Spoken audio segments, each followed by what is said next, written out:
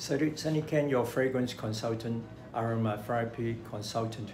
Today I'm going to share with you a very popular, or one of the most famous flower in China, and you can only find it harvest in September and October when there's the Mid-Autumn Festival. They call it the moonflower, in fact, and the flower is Osmanthus fragrans.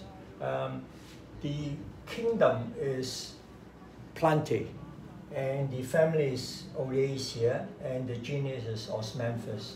And there are over 30 types of them. And in fact, the history of this flower dates back to 2,500 years ago.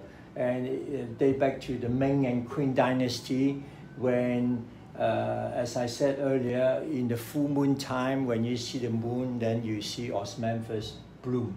And it was planted in the imperial garden in China.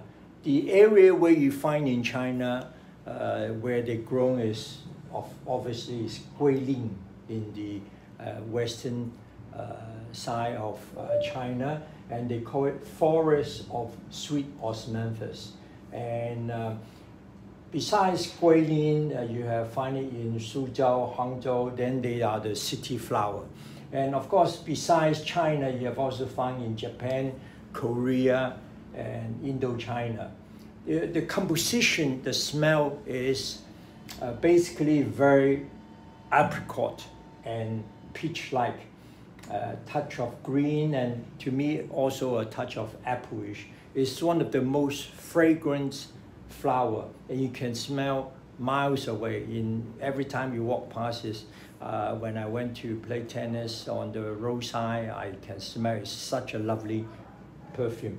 The main composition is the beta-inon and also the hydroxy beta-inon, which gives it almost like 18% composition, plus this fruity note or the peach apricot from the gamma-decalactone.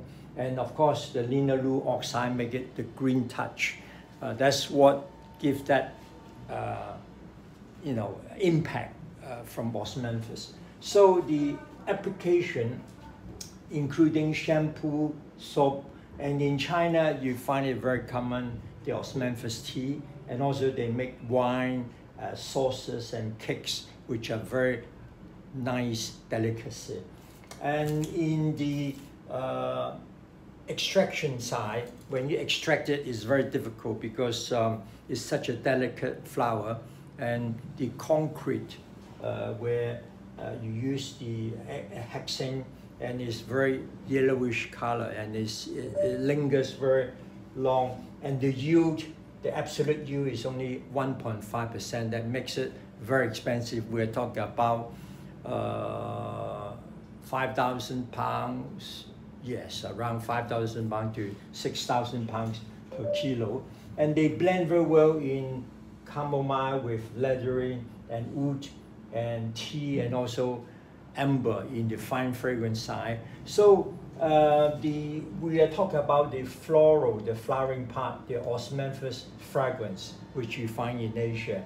In America, if you cross it with Fortunate, then you have this San Jose, and they call it also the fragrance or tea olive in America. Then comes the fine fragrance, the most popular ones. There are hundreds of them. Do you know the reason why I mentioned this flower is because of the rise of the purchasing power in Asia, and lots of fine fragrance are being promoted by Gucci and especially Jo Malone, and also Louis Vuitton, Atelier, Colonia, because of the strong purchase power and the growth of this perfume in Eau de Toilette and Cologne. And that's why a lot of people come launch of this Osmanthus single note as well as a blend, because they target for young people, and also it's a very light fruity note. It's not long lasting, but it is very good for summer and spring. So the most famous one, of course, the Gucci Flora, and Narcissus Rodrigo for her. And the other one is the Alexander McQueen of the Sacred Osmanthus, Joe Malone, the Osmanthus and so on. And the other one was Osmanthus Blossom, and the other one is L'Occitane just launched the Osmanthus 2, Atelier Colonia and Louis Vuitton Artois.